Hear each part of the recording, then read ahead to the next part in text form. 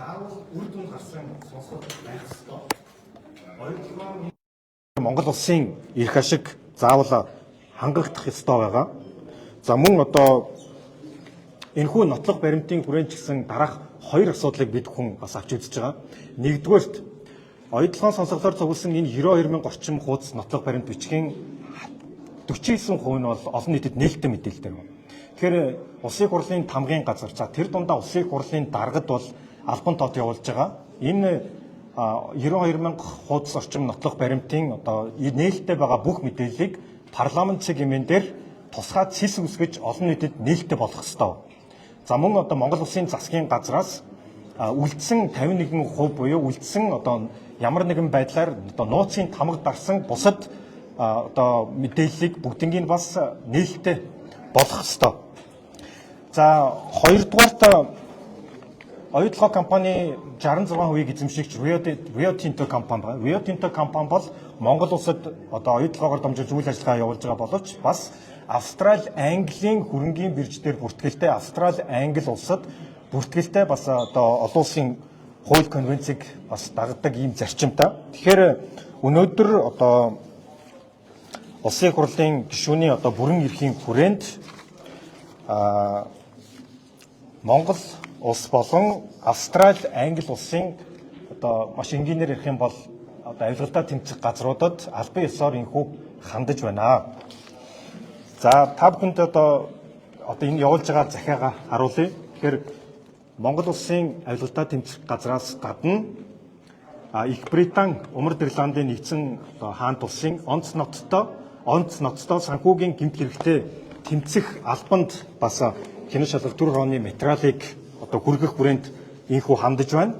За мөн одоо Австрали улсын үнэт цаас хөрөнгө оруулалтын зохицуулах хороонд мөн одоо нотлох баримтын хүрээнд цуглуулсан материалын хүрээнд хянан шалгах болон мөрдөн шалгах чиг үүргийн хүрээнд нь бол инхүү бас хандаж байна. За тэгэхээр мэдээж Монгол улсын авилгалтай тэмцэх газарт хандж байгаа энэ байдал бол одоо улсын хурлын 120 дугаар тогтоолоор одоо энэхүү нотлох баримтын хүрээнд гэмт хэргийн болон зөрчлийн шинжтэй байж болзошгүй. За мөн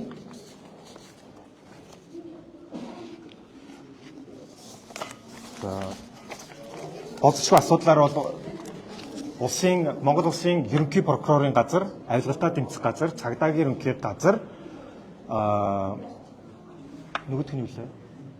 Дөрвөн газар хандсан ба тий. За тагнуулын ерөнхий газар тусгаалan одоо зөвлөмжүүдийг бол 102 дугаар тогтоолоор хүргүүлсэн.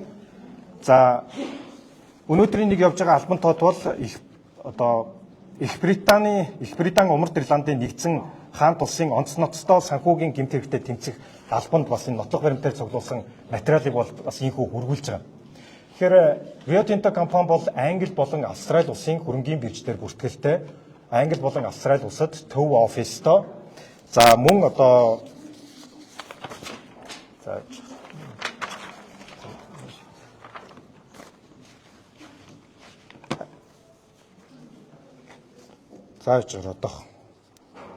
За энэ. За тэгэхээр ер нь яг би яач захианыхаа та бүхний захианы зургийг нь бас авч байгаа. За энэхүү захианы гол агуулга хандж байгаа үндсэн зорилго бол ингэж байна. За нээлттэй сонсгол тусгай шалгалтын явцад цугларсан мэдээлэл, гэрчийн мэдүүлэг, шинжээчийн дүгнэлтээс үзэхэд оюутлогын 66%-ийг шууд бусаар эзэмшдэг төслийн менежер Rio Tinto Group-ийн Монгол улс дахь одоо үйл ажиллагаа. За ялангуяа оюутлогын хөрөнгө оруулалтын гэрээ, хувь нийлэгчийн гэрээ, дубаан гэрээ болон холбогдох бусад хэлтслийг байгуулах болон хэрэгжүүлэлттэй холбоотой зарим үйл ажиллагаа нь хууль зөрчсөн байж болзошгүй. За Монгол улсын төрийн өндөр албан тушаалтнуудыг ашиглах замаар өөрийн талд илт давуу байдал олгосон байж болзошгүй нөхцөл байдлыг бол сая сонсголоор гэрчийн мэдүүлгээс бол илэрч гарсан. За мөн тус компани зүгээс өөрт ашигтай байдлыг үүсгэхийн тулд Монголын одоо нийгмийн сэтгэл зүй улс төрийн орчинд нөлөөлөх зорилготой одоо далд үйл ажиллагааг Бракуда хэмээх тусгаалсан код бүхий нэрээр хэрэгжүүлж төрийн байгууллагын одоо шийдвэр гаргах үйл явц олон нийтийн ойлголтод нөлөөлсөн талаар одоо нээлттэй сонсголын явцад бол гэрчийн мэдүүлэгт үндэслэн үндэстэн дамсан санхүүгийн зохион байгуулалтаа гэмт хэргийн шинжтэй байж болзошгүй үйл ажиллагаа явагдсан талаар бол гэрчийн мэдүүлэг мэдээлэл бол гарсан байгаа.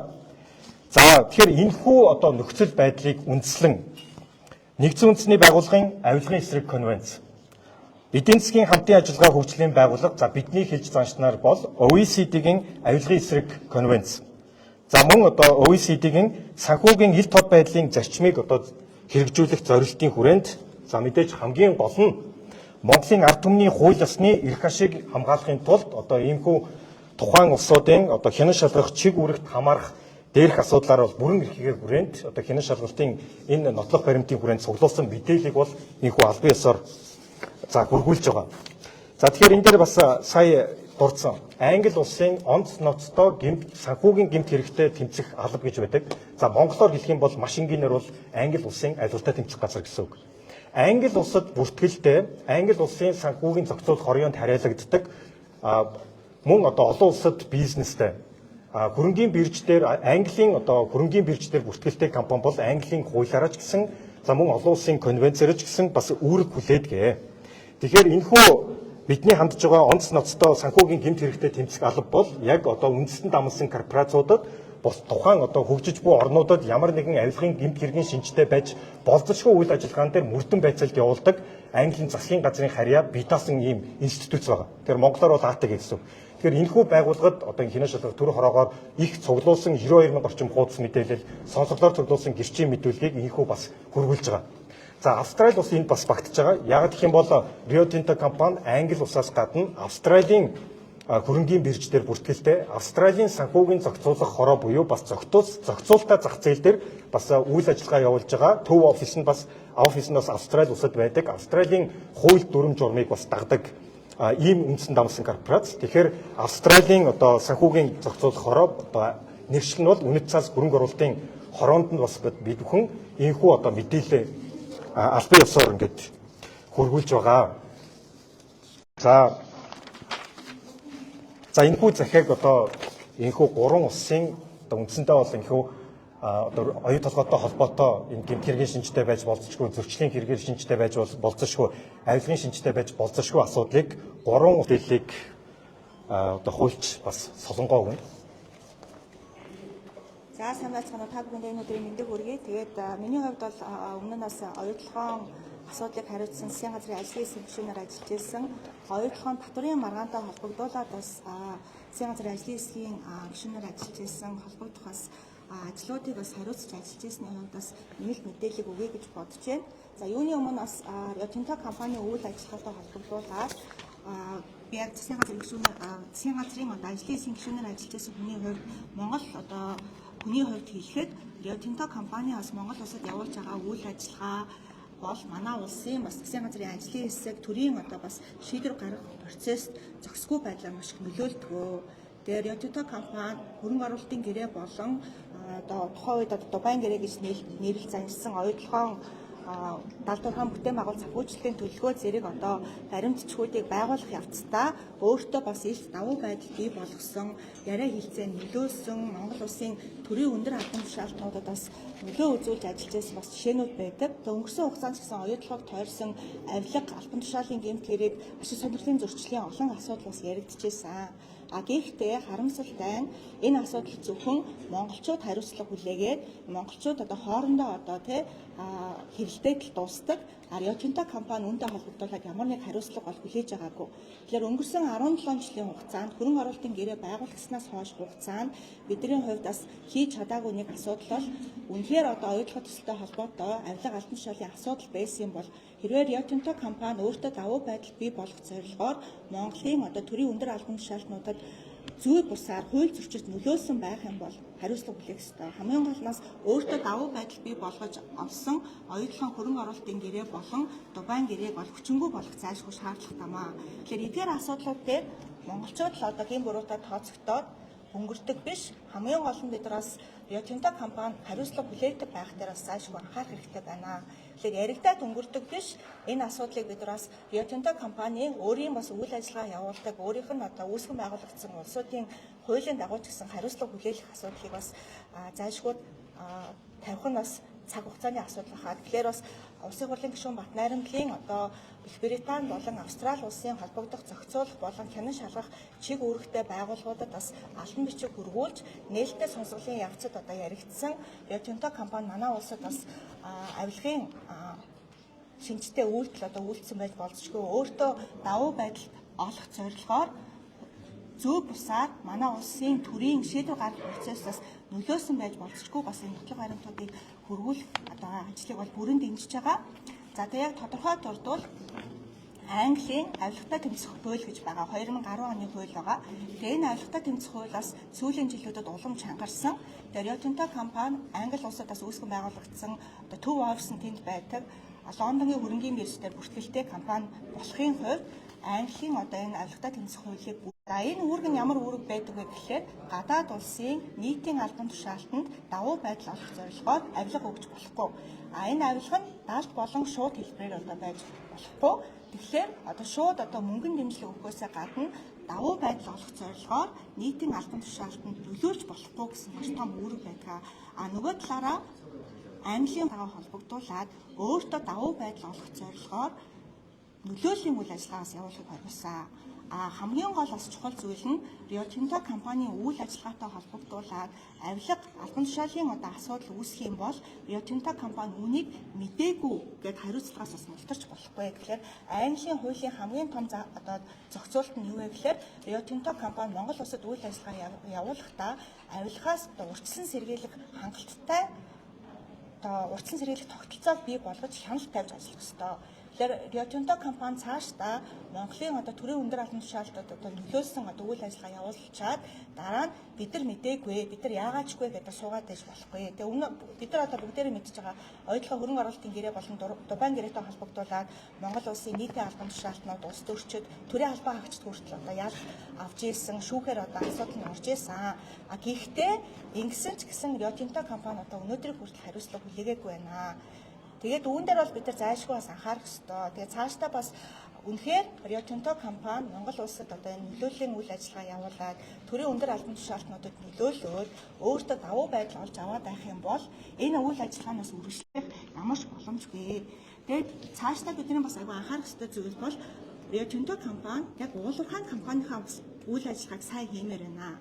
Тэгээ бид нар ингээд Rio Tinto компани бас ингээд үйл ажиллагаагаа одоо Монгол улсад сурталчилж байгаа асуудлуудыг харахад тогтцол үйлчлэгээний компанийн үйл ажиллагаа явуулж байна. Санхүүгийн мүлжлэг хийж байна. Маш өндөр хүүтэйгээр одоо Монгол улсын баялгаас өдөр болгон 15 тэрбум төгрөгийн одоо зээлийн хүү авч байна. Авах одоо энэ одоо үрийн сүлжээг бий болгож байна. Нөгөө төгөөр одоо Монгол улсын соёлын өвийг хамгаалж байгаа нэрээр соёлын өв хамгаалагч болж байна. За хамгийн чухал асуудал нь бидний хувьд анхаарах ёстой зүйл маань Rio Tinto компани хэвлэл мэдээлэлээр дамжуулж Монголын одоо иргэдэд бас өөрийнхөө үйл ажиллагааны талаар маш их төөрөгдүүлсэн мэдээллийг одоо удаа дараа өгч байна. Тэгэхээр үйл ажиллагааныхын талаар асуудлын талаар ярьсан одоо яриа болгоныг булзааруулах бас нөлөөллийн үйл ажиллагаанууд явуулж байна. Тэгэхээр одоо Rio Tinto компани бол уулуурхайн компани гэж бид нар итгээд одоо ноёдлогоон одоо дэлхийд одоо 3 дор хэмжээний одоо том одоо нөөцтэй зэс алтны ордоо хариуцлага өгсөн. Rio Tinto компани дэлхийн хэмжээний уулуурхайн компанийн хувьд энэ төслийн менежерийн хувьд хийх ёстой цорын ганц ажил байгаа. Тэр бол уулуурхайн компани олборлолтын үйл ажиллагаагаа сайн явуулах хэрэгтэй. Олборлолтын үйл ажиллагаагаа сайн явуулаад ашиг сайн олоод хувьцаа эзэмшигчтэй ноогдол ашиг тараах одоо үүргээ биелүүлэх ёстой. Гэтэл энэ үүргээ хийхгүй шал өөр ажил хийгээд нөлөөллийн ажил хийгээд PR-ийн ажил хийгээд за тэгээ санхүүгийн мүлжлэгийн одоо үйл ажиллагаа хийгээд байгаа асуудлын одоо цаад одоо бүр уршиг нь юу вэ гэхээр бид нар монголчууд ойлгоо төслөөс үр ашиг хүртэхгүй байх одоо ноцтой аюул одоо үр дагавар байна. Тэгэхээр нэг алтын аваад авдрыг нь хаях одоо энэ бодтой эрсдэл нүүрлсэн байна. Тэгээ оюутлаг компанийн одоо ашиг одоо энэ жил ямар их хэмжээгээр нэмэгдэж байгаа талаар оюутлаг компанийн гүйцэтгэх захирал мөнгөсөн 7 хоногт одоо мэдээлэл хийсэн. Тэгээ зэс алтны үндэлийн зах зээл дээр өндөр байгаатай уялдуулаад одоо төсөөлж яснаа 40% байснасаа 40%-аар их одоо ашиг олсон байна. Гэтэл энэ ашиг Монгол улсад ямар ч хамааралгүй, ямар ч хүртээлгүй байна. Бид нар энэ ашигаас одоо болтол одоо ямар нэг байдлаар одоо үр өгөөж хүртэж чадахгүй. Дараагийн 10 жилдээ ч гэсэн үр өгөөж хүртэх боломжгүй одоо нөхцөл байдалтай.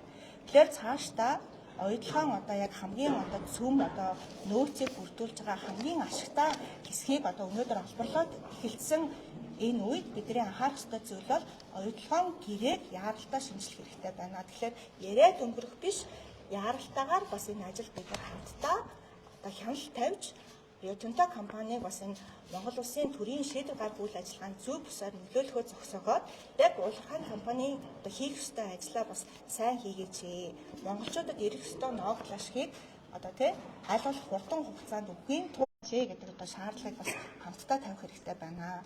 За тэгээ мэдээж бас энэ өнөөдрийн хийж байгаа мэдээлэлтэй холбогдуулаад ялангуяа Батнайрамд гишүүн бас Улсын хурлын гишүүнийхээ хувьд Их Британи болон Австралийн зохицуулах байгууллагууд ялангуяа одоо авилгатай тэмцэх чиглэлээр үйл ажиллагаа явуулдаг зохицуулах байгууллагуудад бас мэдээлэл хүргэлсэнтэй холбогдуулаад маш их одоо нөлөөллийн ажлуудад эхлэх байхаа. Өөрийнхөө бас ингээд үйл ажиллагааг бас тэ манай улсад одоо олж авсан давуу байдлаа өргөжлүүлж одоо хадгалахын тулд энэ нөлөөллийн үйл ажиллагаагаа бас энэ одоо яг Монгол Улсын эрх ашигын төлөө бас дуурч ажиллаж байна. Хин нь одоо зүгээр одоо Rio Tinto компани эрх ашигын төлөө үйлчилж байна гэдэг дээр бас бид нар маш одоо нягуур хандах хэрэгтэй. Тэгээ цаашдаа Монгол Улсын бас баялаг болсон оюутлогын ордоос хамтдаа монголчууд бид хамтдаа өргөөж хүртдэг болохын тулд нэгдэж нэгтэрч тэгээ бас маш сэрэмжтэй байж хяналтаа бас зайлшгүй сайжруулах хэрэгтэй байна. Төлөвтэй холбоотой авилга албан тушаалын бас гэмт хэрэгтэй холбоотой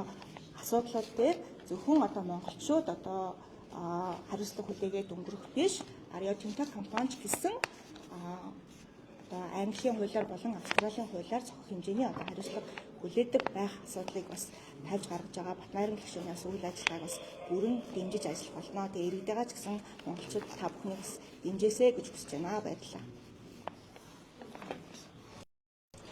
Хууль ёстой байгууллагууд шалгуулах ёстой гэсэн бодлын хүрээнд Батнайрам гишүүний явуулж байгаа албан тоодуудыг бол дэмжиж байна. За тэгээд энэхүү завшааныг бас тохиолдуулаад сонсголт дээр миний би оюутлогын компани болон Rio Tinto компани Монгол улсад хэрхэн санхүүгийн үйлчлэг явуулдаг талаар дурдаад өнгөрснөө өнөөдөр бас дэлгэрүүлж та бүхэн мэдээлэл хүргэхийг зорж байна. За юуны түрүүнд миний би түрүү хэлсэнчлэн оюутлогын компани төлөөлөл өдөр төцөөл 5 жил ажилласан. Оюутлогын компани аудит санхүүгийн хороод ахалж ажиллаж байсан. За тэгээ сонсголт бас идэвхтэй оролцож оюутлогын компани асуудлаар нэлээдгүй мэдээллийг бас ард түмэнд хүргэсэн байгаа. За мөн дээрээс нь гадаадд бас олон улсын хэмжээнд банк санхүүгийн байгууллага зөвлөх үйлчилгээний ажил хийж байсан хүний хувьд бол Rio Tinto компани за одоо бусад үндэстэн дамсан корпорациудын уулуурхайн салбарт ашигладаг хэд хэдэн төрлийн санхүүгийн үйлчлэлийн аргыг бол Монголд явуулдаг. За үүн дээр хэлэхэд бол нэгдүгээр татвараас зайлсхийх арга хэрэглэдэг. Хоёрдугаар нүд хургасан худал мэдээллээр ард түмний төр төлөх арга хэрэглэдэг. Гуравдугаар эрсдлийг бусдад даатгах арга гэх мэт ийм гурван аргыг хэрэглэдэг. За энэ аргуудыг цааш нь дэлгэрэнгүй тайлбарлаж одоо хэлэх юм бол татвараас зайлсхийх арга дээр оюутлогын компани маань зардал, менежментийн төлбөр, баталгааны шинтгэл, зээлийн хүү гэх мэт эхлэн бодох бүтэлийн аргуудыг ашиглаж Монгол улсад явуулж буй үйл ажиллагаандаа зардал өсгөж, татвар ногд хорлохыг бууруулж, татвараас зайлсхийх арга хэрэглэв. За энэний үр дүнд оюутлогын компани өнөөдөр Монгол улсад 15 жил гаруй үйл ажиллагаа явуулж байгаа боловч аж ахуйн нэгжийн орлогын албан татвар огт төлөөгүй. Тэг дург. За цаашдаач 2026-аас 2035 онд оюутлогын компани маань хамгийн өндөр алт цэцгийн агуулмжтай баялагийг олборлох үедээ ч аж ахуйн нэгжийн орлогын албан татвар төлөхгүй. Огт төлөхгүй. За дээрэс нь оюутлогын компани маань гадагшаа төлдөг харилцан хамааралт бүхий этгээдүүдэд дамжуулдаг менежментийн төлбөр, зээлийн хүү гэх мэт төлбөрүүдтэй татварын суултгал авч төлдөггүй. За үүний үр дүнд 2013 оноос 2020 оны хооронд хийсэн татварын хяналт шалгалтын үр дүнд 1.2 их найд төгрөгийн татварын зөрчил үйлрүүлж татварын албанаас алт тавьсан байна. Энэхүү 1.2 их найд төгрөгийн 1.1 их найд нь хэр чигтээ суудган татвар төлөөг асуудал байна. За тийм учраас оюутлогын компани татвараа шударгаар төлөх хэрэгтэй байна. Цаг хугацаанд нь төлөх шаардлагатай байна. За хоёрдугаар арга буюу нүд хургасан худал мэдээлэлээр төрөгдүүлэх арга. За өнөөдөр бид нар 2010 оны тээзүүд болон 2016 оны тээзүүд харах юм бол Өнөөдрийн байдлаар бид нар оюутлаг компаниас нуугдах ашиг бүтэд эхэлчихсэн байх ёстой.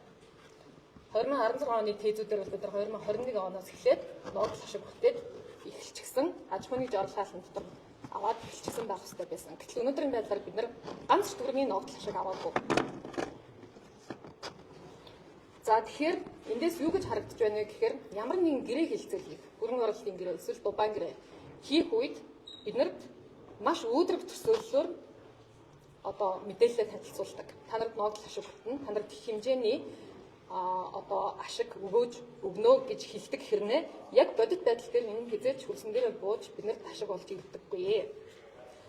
За үүний бас нэг 2 тэрбум гаруй доллараар хэтэрч 30 сараар хойшлсон явдал нь манай Монгол улс оюутлаг компаниас нуугдах ашиг хүртэх бүх боломжийг хаасан байсан. За үүнтэйгээ холбоотой оюутлаг компани болон Rio Tinto компани бидэрт худалд мэдээлэл өгсөн. Худал мэдээлэл. За энэ ч товтлогдсон. Бид нар хөндлөнгийн шинжээд авч ажиллуулснаар 76 бүтээн байгуулалтын зардал хэтэрсэн хугацаа хуульсан асуудал нь менежментийн буруу үйл ажиллагаанаас болсон байна гэдгийг бол тогтоосон. За үүнтэй холбоотой гадны энэ хариуцлагын тогтолцоо одоогоор хөрөнгө оруулалтын гэрээ болон хувь нийлүүлэгчдийн гэрээ дубайн гэрээгээр зохицуулдаг. За 3 дахь буюу эрсдлээ бусдад даатгах арга. За энэ бол санхүүгийн мөлчлөгийн одоо олон улсын үндэстэн дамсан корпорацуудын бас ашигладаг маш томоохон хэлбэр. За энэ нь яадаг вэ гэхээр худалдан авалтын үйл ажиллагаагаараа дамжуулж хууль бус байж болох үз хар мөнгөний урсгал бий болгодог. За худалдан авалтын дотоод дүрм журмаас гадуур одоо холбогдох улс төрийн шийдвэр гаргах түвшний хүмүүст гэрээ тендер болгодог. За энэ явдал бол одоо өмнө нь ч явагдаж байсан, 2009 онд ч явагдаж байсан. Яг үүндээ би 2025 онд оюутлогын тууцд байхад ч энэ асуудал бол явагдсаар л байсан. За тэгэхээр энэ бол маш тийм одоо ард түмэн олж мэдэх боломжгүй хаалттай хаалганы цаана явагддаг ийм их хэмжээний одоо оюутлогын компани ашгийг хүртэх ёстой хүмүүс нь хүртэхгүй цөөхөн хідэн хүн тэндээс одоо илүү давуу ашиг хонжоо олох гэсэн ийм хэлбэр явагдаж байна. За тэгээд дээрэс нь оюутлоготой холбоотой ямар нэгэн асуудал нэгдэх тоолонд олонний дунд нэр хэвлэлтэй цөөн хідэн оюутлогын ажилтан эсвэл тэтгэлийн хөтөлбөр зарлаад тэтгэлэг авсан оюутныг ингээд харгаад яриа хийгээд ингээд олон ард түмнийг төөрөгдүүлдэг. За төөрөгдүүлж чадсан гэж би хэлмээр байна. Энэ олон жил явагдсан. За тэгэхээр энэ одоо арга барилуудыг бол зөвхөн одоо Rio Tinto компани гэхгүй ер нь үндэстэн дамнсан уулуурхайн томоохон корпорациуд бол хэрэглэдэг. За хэрэглэгдсэн ч нотлогдоод маш олон улсын жишээн дээр торгуул, ял, за хуулийн цохих хэмжээний арга хэмжээнүүд бол авахцаар байсан. Rio Tinto ч гэсэн ийм одоо арга хэмжээний хүрээнд бас тодорхой хэмжээний торгуул, ял бол авсан байгаа. За тэгээд эцэст нь хэлэхэд бид нар хилцээрд яаралтай амжилттай ажиллах хэрэгтэй байна. Би одоо цохож хэлмээр байна. Би сонсголын үед энийг бас хэлж ирсэн. Дараагийн 5-аас 10 жил оюутлогын компани хамгийн өндөр зис алтны агуулмжтай, хамгийн ашигтай олборлолт хийх чухал үе явж байна. За үүнтэй хаж хурлын 120 дугаар тогтоол батлагдаж, гэрээг сайжруулах чиглэл өгөгдөж, Монголын холбогдох хүчний байгууллагууд ч мөн энэ талаар судалж илрүүлэх одоо чиглэлийг бол өгсөн. За гэхийн хууль ёсны зохиох байгууллагуудаас давхар шалгуулах хэрэгтэй байгаамаа. Давхар манай монголчуудад ажиллах ёстой. Бид нар гадаадуудтай хамтарч бас ажиллах хэрэгтэй байна. За эдийн засгийн хувьд манай Монгол улс яалтч уулуургаагаас хамааралтай. Энийг бол бид нар бүгдөө мэдж байгаа.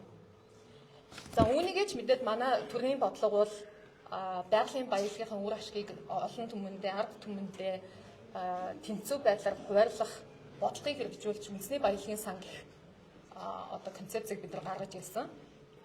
За үүний дагуу энэ оны төгсгөлөөр гэхэд нэг иргэнд 500 мянган төгрөгийн хөрөнгөлөл одоо үндэсний баялагын санд бий болно гэсэн мэдээлэл сайхан гарсан. За тэгвэл энэ 500 мянган төгрөгийн хөрөнгөлөлт оюутлогоо төслөөс олсон ганц төгрөг байхгүй. За харамсалтай энэ бол маш харамсалтай явдал. Яг л оюутлогын компани бол маш их хэмжээний борлуулалттай, маш их хэмжээний ашиг олох боломжтой Монгол улсын нутаг дэвсгэр үйл ажиллагаа явуулдаг, Монгол улсын баялагийг олборлож экспортлдог компани. 2026 оны байдлаар оюутлаг компани чөлөөт мөнгө урсгал буюу үйл ажиллагааны ашиг нь 2.6 тэрбум ам доллар болно гэсэн мэдээллийг оюутлаг компани гүйцэтгэх захирал мөнхсөг саяхан бас мэдээлсэн. За 2.6 тэрбум ам доллар гэж бодоод үзэхээр бидний 34% бол энэ дүнгийн 884 сая доллар буюу энийг одоо өнөөдрийн хашаар бүрбүүлээд 3.5 сая иргэндээ хуваагаад үзэх юм бол нэг хүнд ногдох 2026 оны ашиг бол 900 мянган төгрөг байна. Энэ бол зөвхөн ганц оюу толгоогоос ганц нэг жилийн дотор хоригдлын санд одоо орж болох түн. Харамсалтай нь өнөөдрийн хөрөнгө оруулалтын гэрээ, хувийн төлөөлөгчдийн гэрээ, Дубайн гэрээгээс шалтгаалаад бид энэ баялагын өгөөжийг хүртэж чадах байна. За тэгэхээр энэ асуудлыг шийдвэрлэхийн тулд бид хугацаа алдахгүй яаралтай суурь гэрээ болон энэ одоо санхүүгийн мөржлийн схемүүдийг бүрдүүлэх шаардлагатай байна. За төгсгөлт нь хэлгээд санхүү нөлөөллийн үйл ажиллагаа, мэдээллийн хэрэгсэл гэх мэт бүхэл хуран мэхлэх арга замаар оюу толгой төслийн өнгө өгөөжийг олж харах боломжийг зориудаар монголчуудаас нууж байна. Бид гүн рүү н орж энэ хүчгийг нь татаад харвал монголчууд ашиг бүрдэх боломжууд бий. Тиймээс бодит мэдээлэл чухал.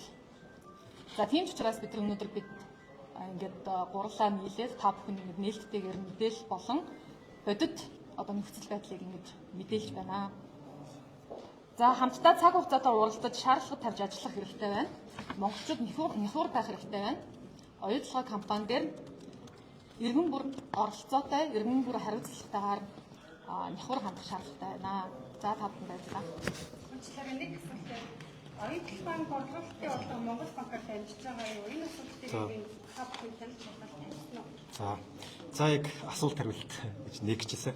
Тэгэхээр өнөөдөр 120 дугаар тогтоол оюу толгойгоор явж байгаа экспортын борлуулалтын орлого 100% Монгол банк болон Монголд үйл ажиллагаа явуулж байгаа арилжааны банкаар дамжих ёстой гэсэн 120 дугаар тогтоол дээр бол чиглэл өгсөн. Яг өнөөдрийн байдлаар бол Монгол банкны ерөнхийлөгчийн хэлснээр оюу толгойн экспортын борлуулалтын орлогын ойролцоогоор нэг 57 орчим хувь нь бол валютын арилжаагаар дамжиж байгаа юм л. Энэ 57%-ийг бид тэгэхээр 120 дугаар тогтоолыг хэрэгжих хүрээнд бол оюу толгойн борлуулалтын орлого одоо 2026 онд бол түүхэн хэмжээнд хүрэх нь байна. Энэ валютын урсгал бүгдээрээ Монгол улсаар явж ээж бас Монгол улсын эдийн засагт одоо эерэг нөлөөгөө бас авчрах боломжтой бас болно. За тэгээд эцэст нь хэлэхэд бол бид бүхэн ингээд оюу толгой компани энэ одоо мэдээллийг одоо хянашил төр оргоо цугласан нотлох баримтыг Монгол, Англи, Австрали улсын одоо авилтаа тэмцэх газар энэхүү албан ёсоор хандаж хөрвүүлж байна. За өөр нэмэлт асуулт та бүхэн байгаа юу? Дубайн гэрээтэй холбоотой нэг асуулт. За. Энэ нөгөө эвчтэй гарч ирсэн та хэлжсэн тийм. Тэгэхээр одоо хянаш шалгалтын хорог байгууллагаас энэ асуудал нэгдэж юу болж байгаа юм. Хоёрдугаар та бүхэн хэд хэдэн удаа оюутлын асуудлаар мэдээлэл хийлээ. За яг яагаад асуудал шийдэхгүй яг юунд гацаад байгаа юм бэ? Одоо оюутлын хэлцээр болж байгаа асуудал шийдэхдээ Монголын талаар хүртэх хэрэгтэй гэж яриад байгаа. Яг юунд гацаа яваад байна?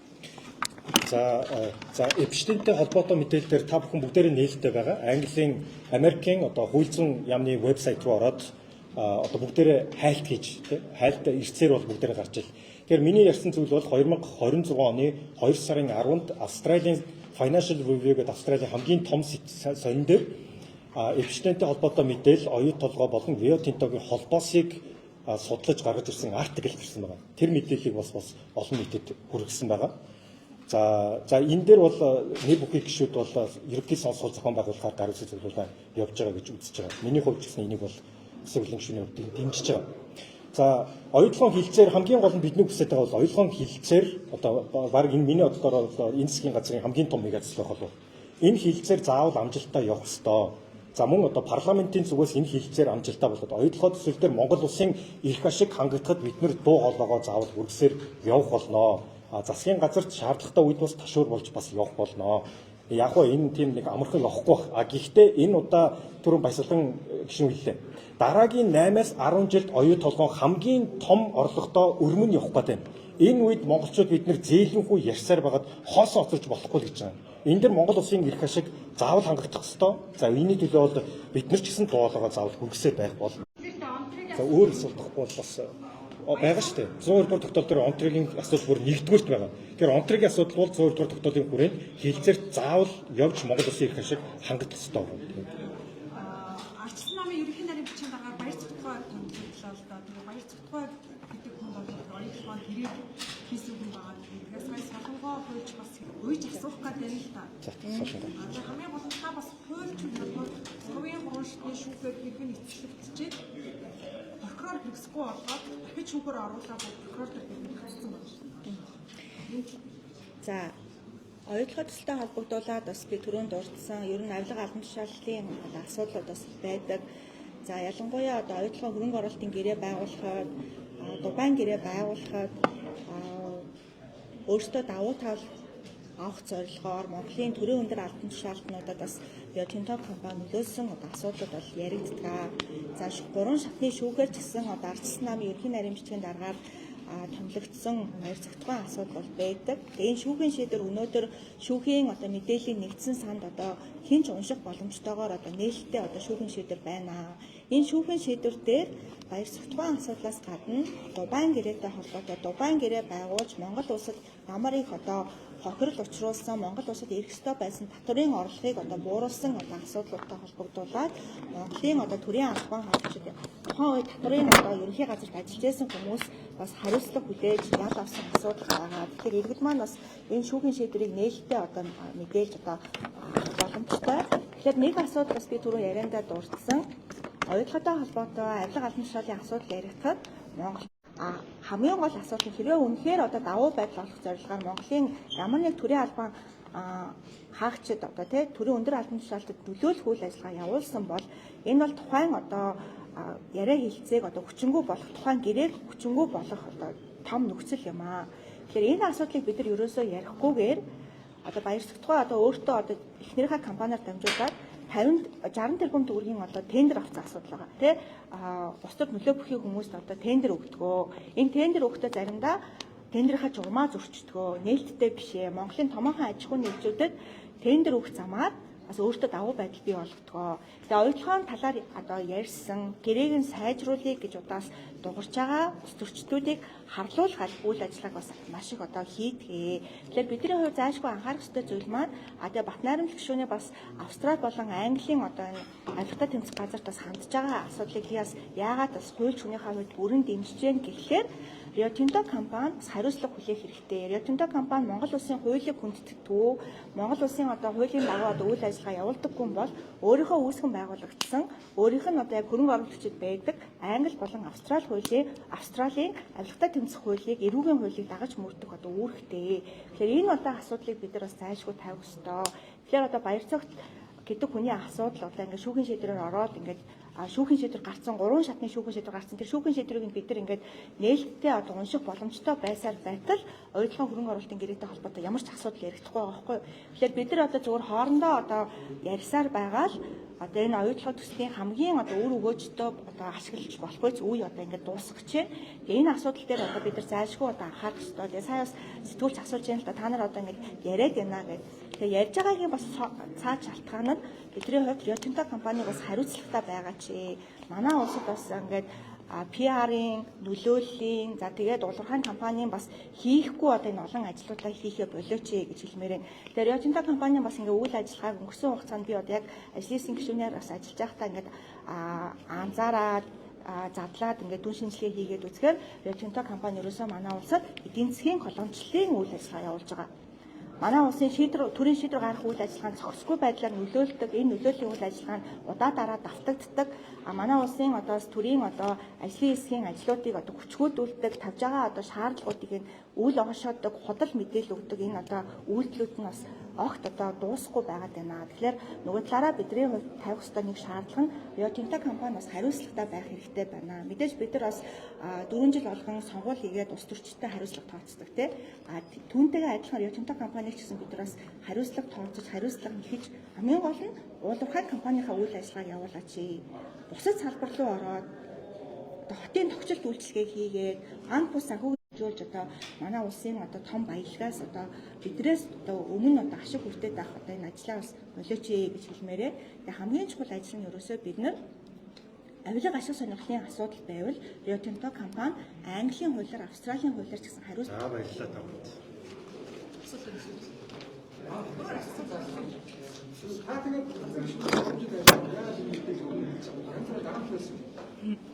За туусын гишүүнээр 5 жил ажиллаж байгаад яагаад энэ талаар мэдээлэл өгж байгаа юм бэ гэсэн асуулт байна. За яг үннийг хэлэхэд бол би 2020 онд оюутлахын туусын гишүүнээр томилогдсон заримаас эхэлж буй оюутлагатай холбоотой мэдээллүүдийг бол нээлттэйгээр ил тод өсвөр ингэсэн. Хамгийн анх 22 тэрбум үрийн хэмжээтэй болж 2051 он хүртэл одоо бид нар огт ногдол ашиг авахгүй түүнээс цааш ногдол ашиг авах боломж нь хаагдчихэ гэдэг мэдээллийг би одоо бүр Монголд ч ирэхээс өмнө Америкт амьдардаг байхдаа мэдээллийн хэрэгслээр дамжуулж олон нийтэд өгчээсэн. За үүнээс хойш маш олон хэмжээний хэвлэл мэдээллийн хэрэгслээр өөрийн Facebook хуудасаарч дамжуулж бол мэдээллийг ил тод нийлдэд өгч гараагүй.